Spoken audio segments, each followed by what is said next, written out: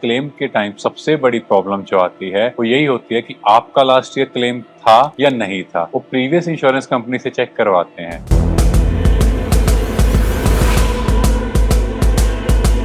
कई बार होता है हम रेटिंग के कंपैरिजन में इतना फंस जाते हैं, कहाँ से सस्ता पड़ रहा है हम देखते भी नहीं कि उसने वैल्यू क्या ली है, क्योंकि अगर कल को क्लेम आया तो आपका लॉस बहुत बड़ा हो जाएगा अगर आप नील डेप्थ नहीं लेते जी।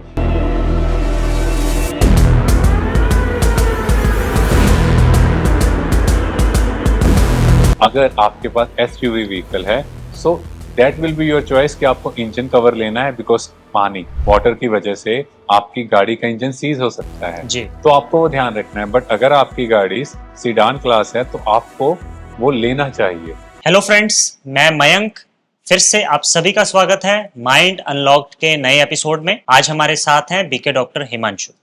डॉक्टर साहब, आपका स्वागत है। Thank you. Om Shanti brother. Doctor साहब, जैसे पिछले सेशन में हमने हेल्थ इंश्योरेंस के बारे में बात की थी, अब आप हमें ये बताएं कि मोटर इंश्योरेंस लेते समय किन बातों का ध्यान रखना है, किन स्टेप्स को फॉलो करना है। देखो, मोटर इंश्योरेंस बहुत कॉमन है और अगर आप देखो मोस्टली एजेंट्स जो भी काम कर रहे हैं मार्केट में, उन सबको मेन अटेंशन जो है वो मोटर इंश्योरेंस है जी। बट मोटर इंश्योरेंस जो भी कस्टमर लेना चाहते हैं, सबसे पहले अपना नो क्लेम बोनस जो भी आपका इंश्योरेंस कर रहे हैं उनको डिस्क्लोज करें कि आपका लास्ट ईयर क्लेम था या नहीं था। बिकॉज क्लेम के टाइम सबसे बड़ी प्रॉब्लम जो आती है वो यही होती है कि आपका लास्ट ईयर क्लेम था या नहीं था। वो प्रीवियस इंश्योरेंस कंपनी से चेक करवाते हैं और अगर वो गलत आता है, again non disclosure of the information, फिर उसमें क्लेम में फिर इश्यूज क्रिएट हो जाते हैं। सो इट्स बेटर कि आप अपना no claim bonus insurance company को राइट वे में इन्फॉर्म करो। Second, IDV, insured declared value. तो आपको कोई भी व्हीकल का इंश्योरेंस कराना है, आपको उसका वैल्यू जरूर चेक करना है कि किस वैल्यू पे इंश्योरेंस हो रही है।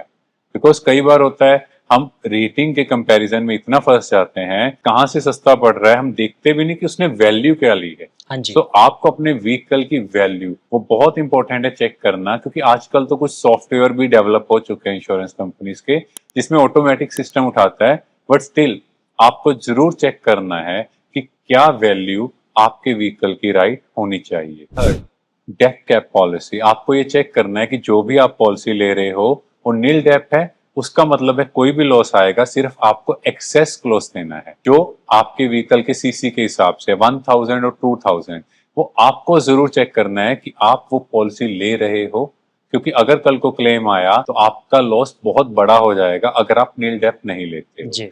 और ये मार्केट में 10 साल तक अवेलेबल है, बट इसमें कुछ एजेंट्स या ब्रोकर्स हम कहें कुछ मिसगाइड भी कर देते हैं कि नहीं ये नहीं हो पाएगा। बट आपको अच्छे से थॉरोली चेक करना पड़ेगा कि आपके व्हीकल का 10 साल तक नील डेथ नहीं हो पा रहा। अगर नहीं हो रहा उसके पीछे मेन रीजन होता है कि अगर आपका हर साल क्लेम आ रहा है, तो आपको इस चीज का बहुत ध्यान रखना है।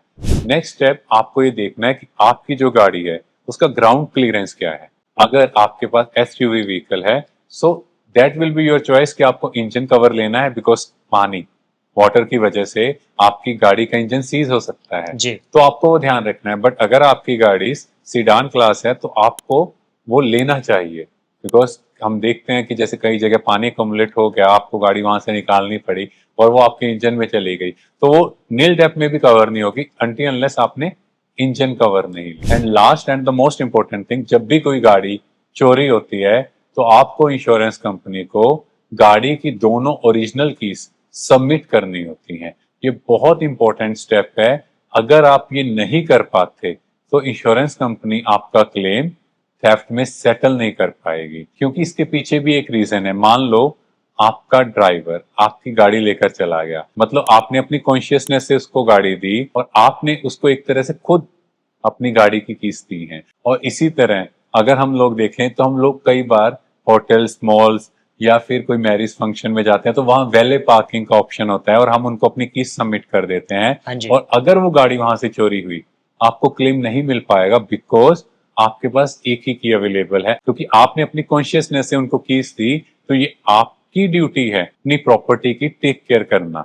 बट अगर कोई फोर्सिबली लेके जाता है वो बात अलग है, पर यहाँ पर आपने उनको सबमिट किया कि भाई ये आप गाड़ी पार्क कर दो और उसके बाद आपने कीज नहीं ली, तो आपका क्लेम सेटल नहीं होगा। सो प्लीज बी केयरफुल, आपको दोनों कीज अपनी गाड़ी की अपनी कस्टडी में रखनी है, बहुत ध्यान से रखनी है, क्योंकि ऐसा होता है कि जो की हम यूज कर रहे हैं वो तो हमारे हाथ में है, पर जो दूसरी की होती है हम उसको अनजाने में कहीं रख देते हैं या कई बार वो खो भी जाती है और हम ध्यान भी नहीं देते। तो इसके लिए जो भी इंपॉर्टेंट स्टेप्स हैं आप उनको फॉलो करो। Thank you doctor Himanshu. शुक्रिया।